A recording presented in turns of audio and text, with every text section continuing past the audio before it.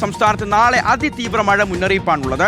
കോഴിക്കോട്, വയനാട്, കാസർഗോഡ് ജില്ലകളിൽ red alert പ്രഖ്യാപിച്ചിട്ടുണ്ട്. ഇന്നത്തെ മഴയ്ക്കിടെ വ്യാപക നാശനഷ്ടമുണ്ടായിട്ടുണ്ട്. തിരുവനന്തപുരത്ത് സ്കൂളിന്റെ മതിലിടിഞ്ഞു. Pattom government model girls higher secondary സ്കൂളിന്റെ മതിലാണ് ഇടിഞ്ഞു വീണത്. പത്തനംതിട്ടയിൽ സ്കൂൾ കോമ്പൗണ്ടിൽ ഉണ്ടായിരുന്ന ആൽമരം കടപുഴകി വീണു. സ്കൂളുകളിൽ ജാഗ്രത കടുപ്പിക്കുമെന്ന് വിദ്യാഭ്യാസ മന്ത്രി എൻ ശംസുദ്ദീൻ റിപ്പോർട്ടറിനോട് പറഞ്ഞു.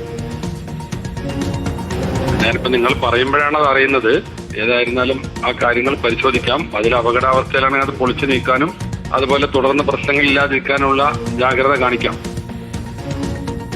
കോട്ടയത്തും തൃശൂരിലും മരം വീണ് വീട് തകർന്നു. നെടുമങ്ങാട് KSRTC ഡിപ്പോയിൽ വെള്ളം കയറിയിട്ടുണ്ട്. സ്വാന്തന സാജു വിവരങ്ങൾ നൽകും. സ്വാന്തന, അപ്പോൾ പലതരത്തിലുള്ള നാശനഷ്ടങ്ങൾ ഉണ്ടാവുന്നുണ്ട്. തീർച്ചയായും ജാഗ്രത പുലർത്തേണ്ടതുണ്ട്. ഇന്നിപ്പോൾ 14 ജില്ലകളിലും മുന്നറിയിപ്പുണ്ടായിരുന്നു. അതിൽ ഓറഞ്ച് അലേർട്ട് ഉണ്ട്, യെല്ലോ അലേർട്ട് ഉണ്ട്. ഇപ്പോൾ നാളെയും അങ്ങനെ തന്നെയാണോ? സമാന സാഹചര്യമാണോ? എല്ലാ ജില്ലയിലും തന്നെ മഴ നമ്മൾ പ്രതീക്ഷിക്കണോ? എന്തൊക്കെയാണ് മുന്നറിയിപ്പുകൾ?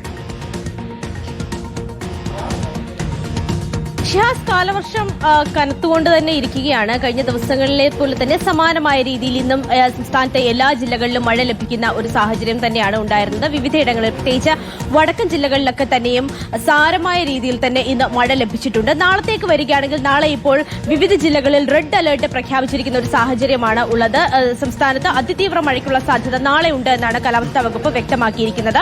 കോഴിക്കോട്, കണ്ണൂർ, കാസർഗോഡ് ഈ 3 ജില്ലകളിലാണ് നാളെ റെഡ് അലേർട്ട് പ്രഖ്യാപിച്ചിരിക്കുന്നത്. ഇന്ന് ഈ 3 ജില്ലകളിലും, കോഴിക്കോട്, കണ്ണൂർ, കാസർഗോഡ് ഈ 3 ജില്ലകളിലും ഓറഞ്ച് അലേർട്ടാണ് പ്രഖ്യാപിച്ചിരിക്കുന്നത്. മറ്റെല്ലാ ജില്ലകളിലും, ഈ 3 ജില്ലകൾ ഒഴികെയുള്ള മറ്റ് 11 ജില്ലകളിലും ഇന്ന് യെല്ലോ അലേർട്ട് പ്രഖ്യാപിച്ചിട്ടുണ്ട്. ഇന്നും നാളെയും കൂടി സമാനമായ രീതിയിൽ അതിതീവ്ര മഴ തുടരാനുള്ള സാധ്യതയുണ്ട് എന്നാണ് കാലാവസ്ഥാ വകുപ്പ് അറിയിച്ചിരിക്കുന്നത്. അതിനുശേഷം വടക്കൻ ജില്ലകളിൽ ഒരു 3 ദിവസം കൂടി മഴ തുടരും. പക്ഷേ മധ്യ കേരളത്തിലും തെക്കൻ ജില്ലകളിലും നാളെ കഴിഞ്ഞിട്ട് മഴ കുറയും എന്നുള്ള ഒരു അറിയിപ്പാണ് ഇപ്പോൾ എന്തായാലും പുറത്തു വരുന്നത്. പക്ഷേ ഇന്നത്തെ മഴയിൽ വ്യാപക നാശനഷ്ടങ്ങൾ പലയിടങ്ങളിലും റിപ്പോർട്ട് ചെയ്തിട്ടുണ്ട്. തിരുവനന്തപുരത്തേക്ക് വരികയാണെങ്കിൽ തിരുവനന്തപുരം പട്ടം ഗേൾസ് മോഡൽ സ്കൂളിൽ മതിലിടിഞ്ഞ് വീണ അപകടമുണ്ടായിട്ടുണ്ട്. അതുപോലെ തന്നെ പത്തനംതിട്ടയിൽ സ്കൂളിനുള്ളിൽ നിന്ന് ഒരു ആൽമരം കടപുഴകി വീണ അപകടമുണ്ടായിട്ടുണ്ട്.